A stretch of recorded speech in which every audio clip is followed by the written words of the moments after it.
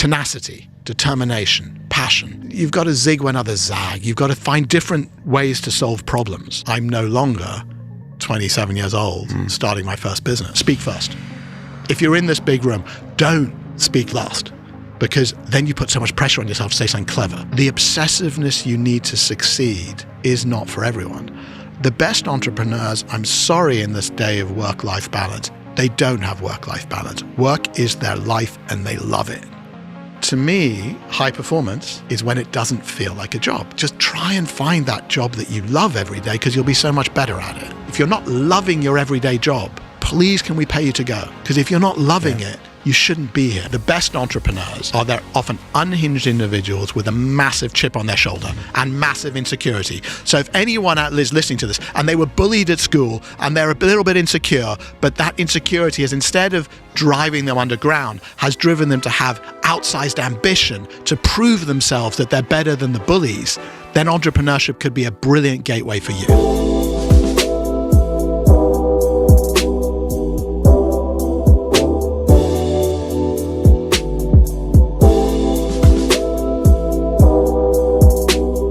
High performance for me is a combination of things. One is that sort of obsessiveness, but where you don't know you're being obsessive, where you get into a flow state and you therefore lose track. So to me, the definition of flow state is you lose track of time because you're enjoying what you're doing is so much.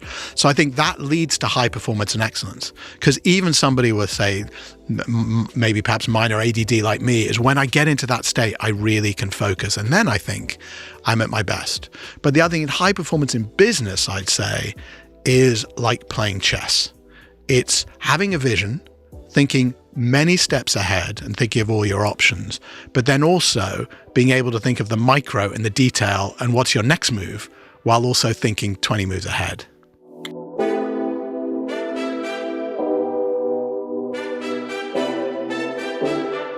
I think it's both is the answer. I think that, to my mind, the best entrepreneurs are those that can have this absolute micro detail in their mind and in their head, but also probably create systems whereby they're having information reported up to them. They have systems where they know what is the details that are showing where things are going red, amber, green, way deep in an organization. But yes, and they're also able to have this big strategic vision, and they're able to attract incredible talent to help them execute on the vision.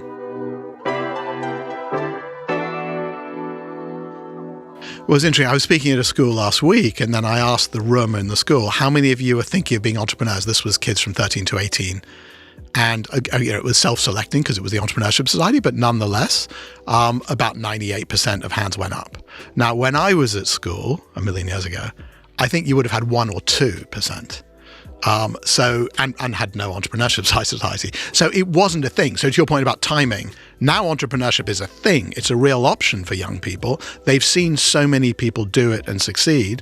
That said, it's harder in one sense, in that there are no barriers to entry. So it's easier to enter, but once you're in it, you've got to work out how to be at your best performance, because there are going to be a lot of people competing with you. Yeah, so that was a good question that I was asked, was sort of what skills should we be building to become entrepreneurs, was what somebody from one of the state schools there asked me. And it was interesting because, to be honest, it was asked very meekly and quietly without confidence. So it gave me the clue. It's like the first thing that person needs to do is work out how to build their confidence. Because entrepreneurs are, for better or worse, they're almost always quite confident. Now, confidence is something I think we can all learn. I certainly recall to them how when I was a 16-year-old spotty teenager, I had very little confidence. But I built it up through various ways. And I said to her, I said, look, build your confidence. What's that mean?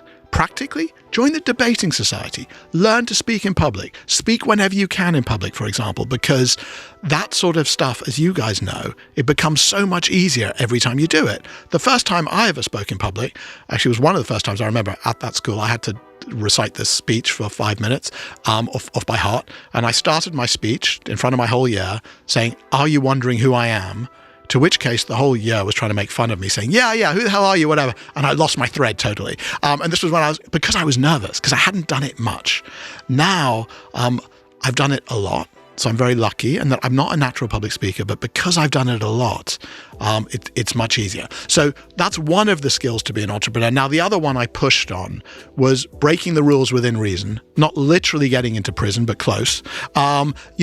Entrepreneurs, and by that I really mean at school, and if you're thinking of school and academics, I think it's lateral thinking. It's like, okay, the era of rote learning, that's gone, should be gone, because you can use Google for that, right? But what you can't use artificial intelligence for yet is lateral thinking. How do you break the rules? How do you think differently to everyone else? And then the other thing I said is, how do you understand the future?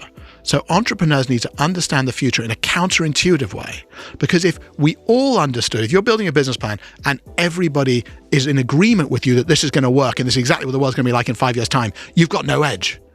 You've got to think different, to quote the great Steve Jobs. You do have to think different. And so I think that's part of it. Because I think lateral thinking helps you solve problems in different ways to everyone else. So, because if you've got to zig when others zag, you've got to think, you've got to find different ways to solve problems.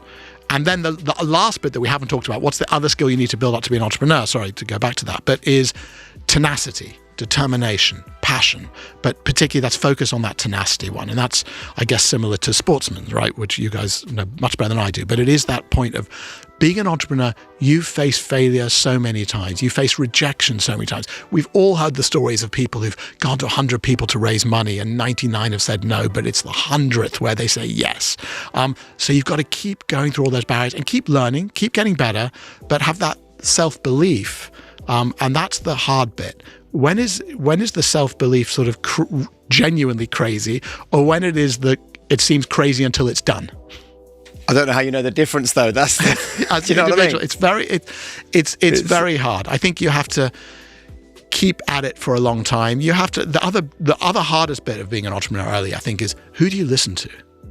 Because if like I listened to my good friends when I first had the lastminute.com business plan, and almost all of them said, Brent, you're crazy, you're bonkers, this internet thing's never going to work, and you should get a life, But somehow I still had enough belief that I'd understood where this internet thing was going in 1997, and that they had sort of missed the boat.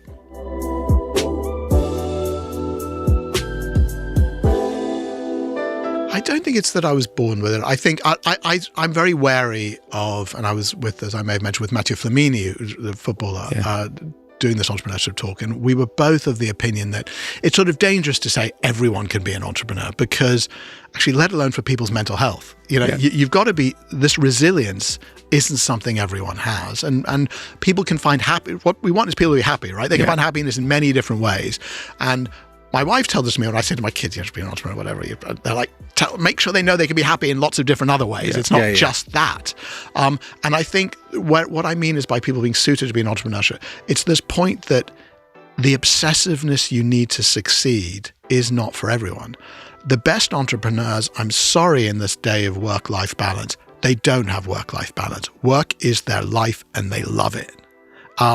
And not everybody is going to love work that much that they can give it 95% of their whole life for a period of time. I mean, my view is it's a time period, and I'm slightly ageist about this. I think you want to be an entrepreneur, do it young. So if there are people listening here, I'd say don't put it off. Do it when you have very little to lose, before the mortgage and the kids. Ideally, doesn't have to be, but that's ideal. So that stress is less, because the stress, if you've got the mortgage and the kids and you have to pay for all the stuff and you've got all people depending on you, is so much greater than if your worst case is you have to go and live with your parents for a year or two. You want, and that's what the great Reid Hoffman entrepreneur says, when you're being an entrepreneur, always think about what your worst case is. What's your plan Z? If it all fails, in your mind, you've got to be happy with that plan Z. Whereas what you don't want is people who the plan Z drives them off to distraction.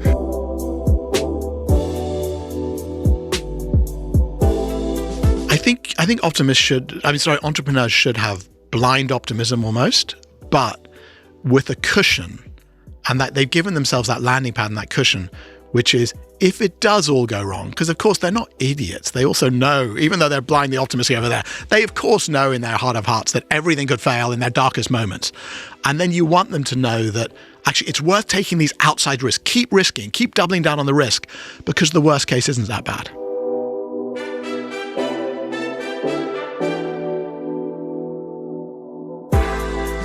Yeah, I guess it's partly, isn't it, that Viali saying, you'll know better than I. I'm going to try and paraphrase it, right? But you don't lose, you only learn. Yeah, exactly. Take learning. So it's the same idea in business, is that when you fail, you should take it as a learning experience. So in business, there are these great examples of particularly like Supercell, which is a 10 billion plus gaming company, which does Clash of Clans and all that. And their story is how they have failure parties. You know, when the game has failed, they have multiple teams competing on different games to launch, and then they'll have a failure party where the person whose game they just pulled and said, we're going to pull all funding from your game, talks in front of the whole company and says, here's what I've learned. And they have champagne and they celebrate the closure of that game. Brilliant. So we need a country and a culture where we are so much better at dealing with failure. We need a country where we can stop the Schadenfreude. One of my biggest obsessions is that Schadenfreude, although it's a German word, meaning obviously having great joy in others' failures, is really the most British of terms. It's something that this culture, and forgive me, my friends at the Daily Mail, but stop it if you're working for the Daily Mail. Stop that culture, because you're one of the biggest culprits in this country. You think that's where it comes from? Because I see it all over Twitter, but I guess people are impacted by what they read and see. Arguably the Mail is a mirror. What they would say to me, is that they're a mirror of what they see in the country. Right? Well, they would say those articles get read the most, so therefore that's what people want. Exactly. Right, that's why they're just mirroring it. Yeah. But we do somehow have to be happier when we see other people succeed, and that means also not reveling in their failure. It means not building people up just so we can knock them down. And this is all a microcosm of entrepreneurship, right? Because this is what happens. This is the cycle of entrepreneurship. You're going to go through those highs and lows, and this is why, again, going to the point is maybe not everyone should be an entrepreneur, because you need to have that sort of slightly thick skin. And it's very hard, having suffered this myself when I used to say with lastminute.com, when we went public, we were like, for a minute there, we were on the cover of Business Week and we were like the best thing since sliced bread. And then the market burst and we were literally burnt and toast. You know, it was like the worst thing. And everybody, the media was like saying, is Martha Lane Fox, my co-founder, the most hated woman in Britain, was a big headline, you know. And she'd done nothing wrong. It was just the market turned and the media loved saying, oh, you know, these young kids who we all said were brilliant. Well, now we think they're idiots. And that is a tough thing to go through. And it's not, you know, I think if you haven't got, we were lucky enough, Martha and I, to have lots of support systems and 100 million in the bank, let's be honest, once we'd raised. So it makes it a lot easier to deal with the brickbats. But for some people, dealing with those brickbats will just knock you down.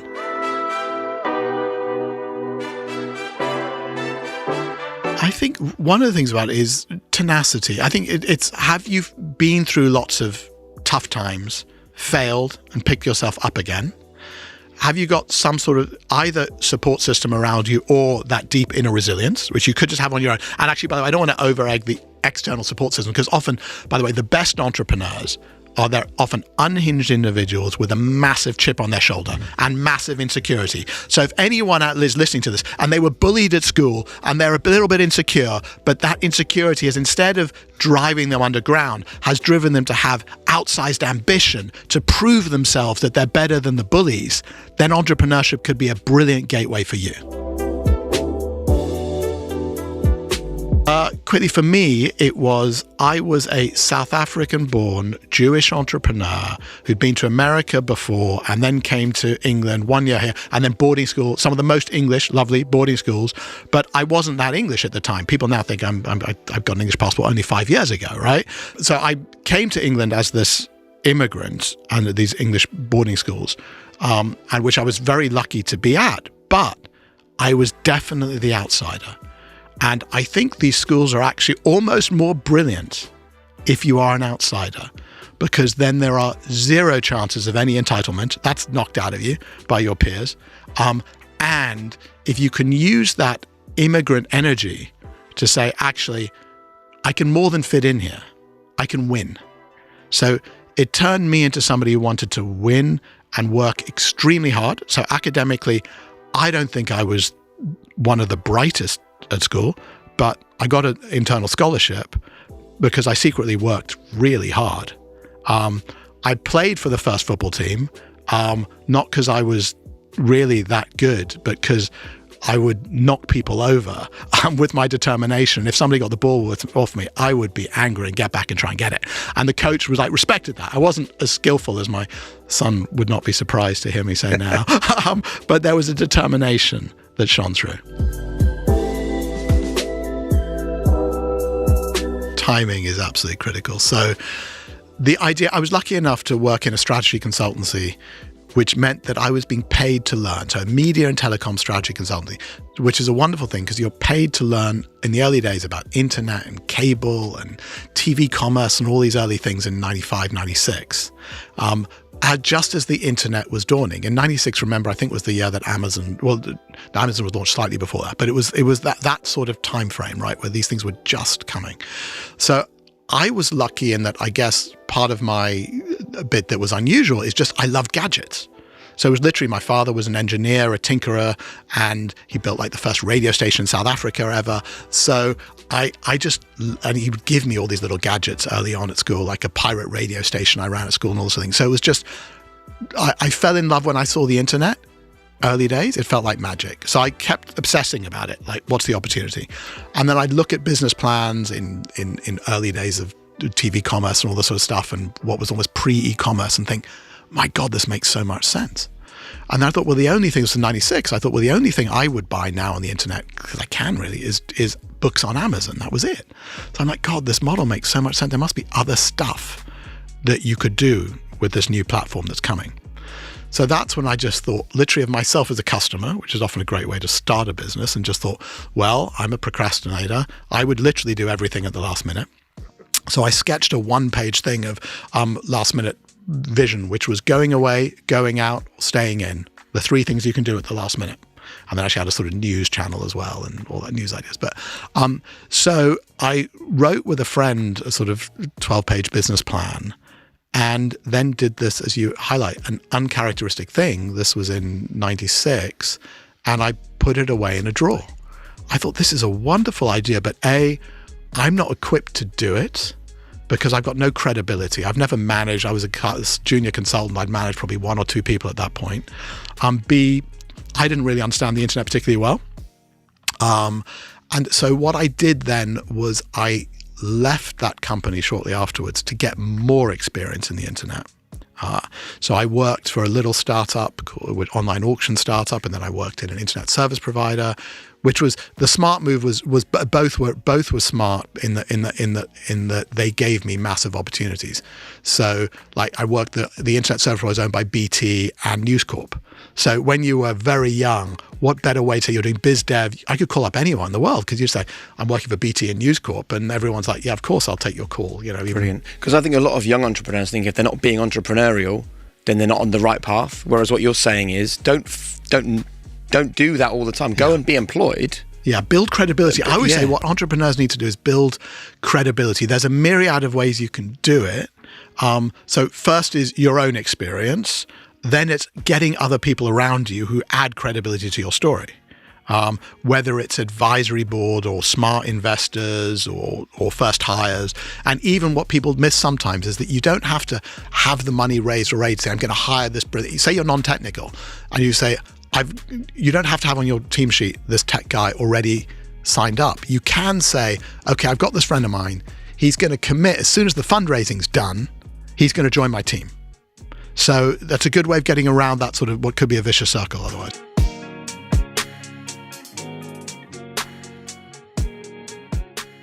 Yeah, with fear, you're absolutely right. And it was, lastminute.com is such an obvious idea, right? When you describe it, it's like... The best always are. Yeah, right? And the best... How did I not think of Uber? Exactly. How do we not think of Airbnb? Exactly. Right? Deliveroo, it's all there. Yeah, it was all there for us. Exactly. Well, Deliveroo, that one's a tough one for me because actually we did restaurant food delivery before any of those at lastminute.com in about 2002. Ouch. But I wanted to do it more, but my chairman said, no way, you're already doing too many things. In fact, with hindsight, I should have just stopped everything else and just done that. Yeah. But so the timing, the delay, look, I think in reality, I think I was smart enough to know I didn't actually have an alternative. Right. Because it just would have been a bad plan at that point. At that point, we might have been able to raise a tiny amount of money, but we wouldn't have made it. But then you're right. I would open the papers all the time and read the news and fearful that somebody was doing it.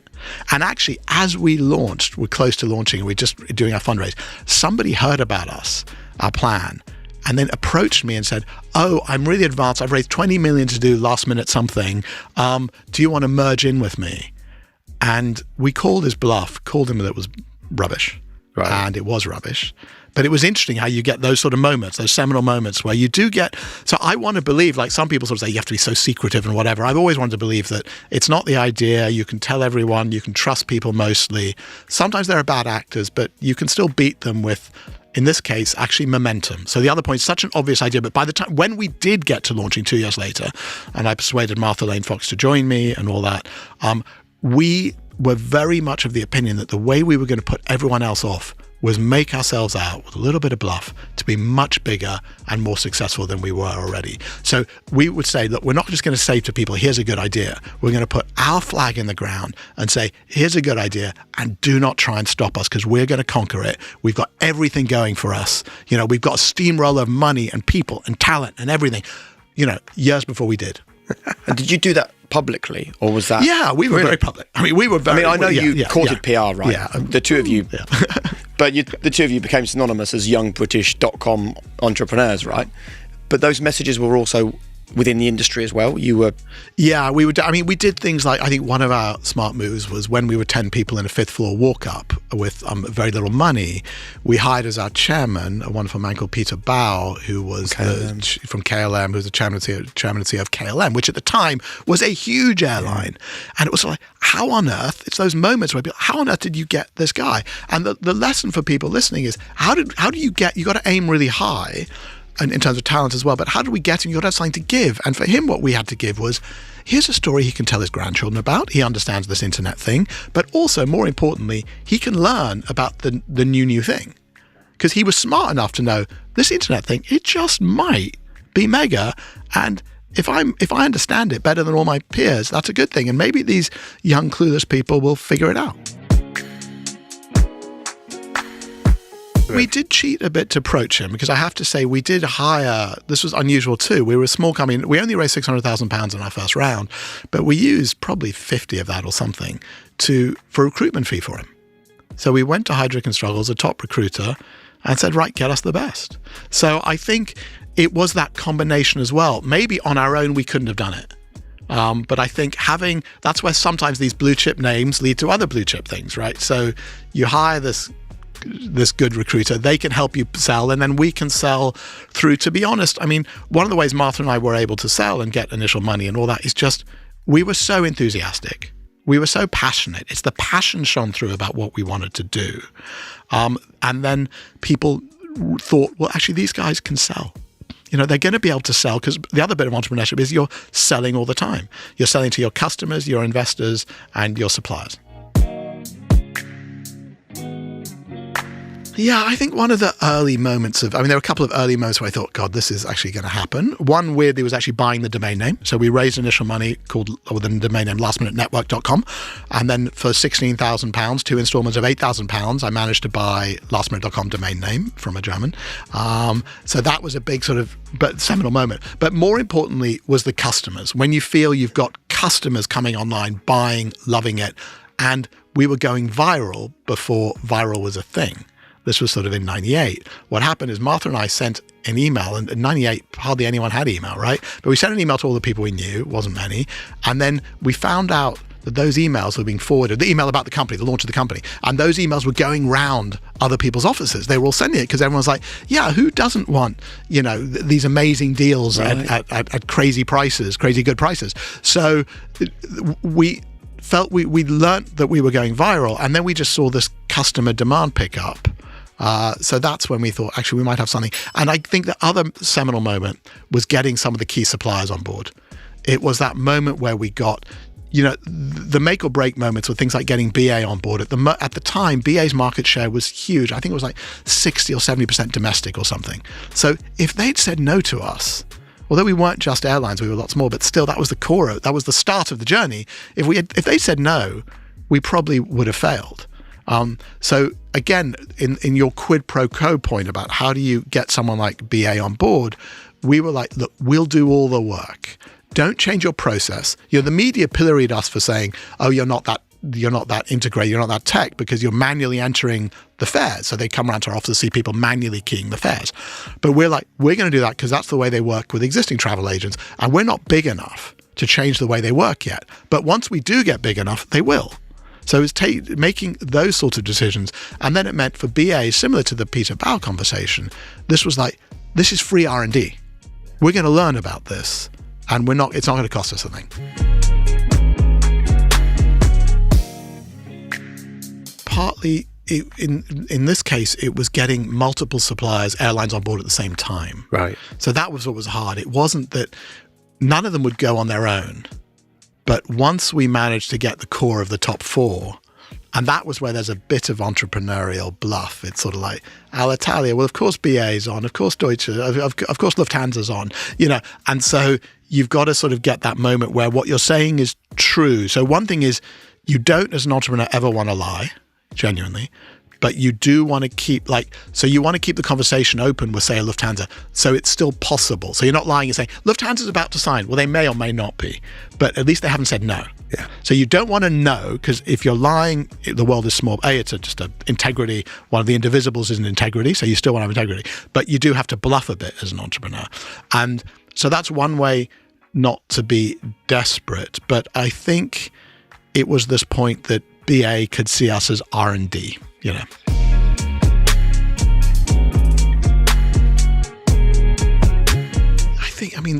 I had this toolkit of the technology. So that was fun, is that we had this very large budget to build something really great and innovative on the technology side. So I always loved being innovative and doing different things. And we could go into that, what we did was different. But then the other bit about being innovative is, to one of your other points, is when you're really innovative and breaking new ground, you're able to attract the world-class talent.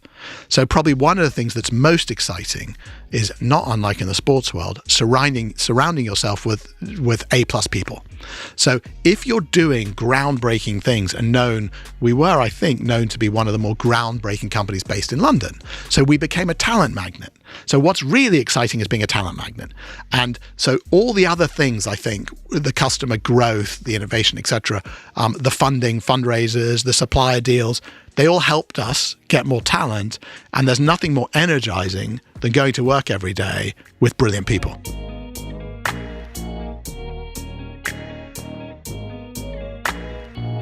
The mode I was most proud of, gosh, it's tough. I'm trying to think back to those very early days. I think, how much fun were they? Yeah. I think partly it was just that it was the fact it was so unusual then. I think if we're going back then, it was to things like Martha and I both got on very well with our old boss at Spectrum Strategy Consultants. And when we told him we were going to try and build this business, he said, well, look, there's always a job for you. Talking about the worst case, he said, give yourself 6 months, because no one ever, who do you know who's raised with a 30-page business plan with no real experience, $1 million, which is what it was at the time. And we're like, oh God, no one. We don't know anyone who's done it. So I think part of it's got to be that breaking ground at the beginning. But I think the other thing I was most proud of looking back is just that we kept innovating. Maybe too much, actually, but hell, why not? Why would it be too much? Lack of focus. Right. Give us an example. Yeah. Voice recognition. It's top popular today. Yeah. I think we built the first ever, very early 2000s, first ever database you could talk to book hotels with your voice. So that was sometimes, I think you could argue, my critics would argue it was probably a bit gimmicky. I would argue it's building the future before everyone else sees it, but to what benefit? So I think there are other bits of innovation I could say which were core and strategic and where we did very well. But I think there are some times where I could probably be accused of falling in love with innovation for innovation's sake. That said, I think that's quite attractive to the right type of talent who want to go to that sort of company. I think I'd give it to you the advice about confidence. I just say, build that, however you can, build that confidence, whatever it takes to find it. because that will help you do so much in life. I was, as I said, a very shy teenager. I was lucky that sort of got fixed. And people get very surprised now when I say, I was 16, 17, I was super shy. They're like, what, you? Really? So I think there is that introvert, extrovert in all of us. And I think I was probably an introvert. And now I've probably trained myself not to be.